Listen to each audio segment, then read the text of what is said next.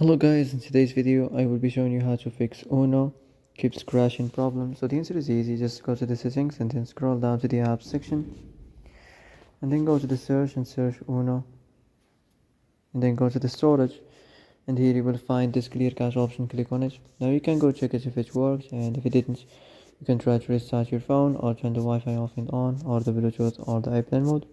Also you can try to clear data, but be careful. If you clear data, all these applications data will be deleted. This includes all files, the settings, the accounts, the databases, etc. So be careful if you want to clear your data.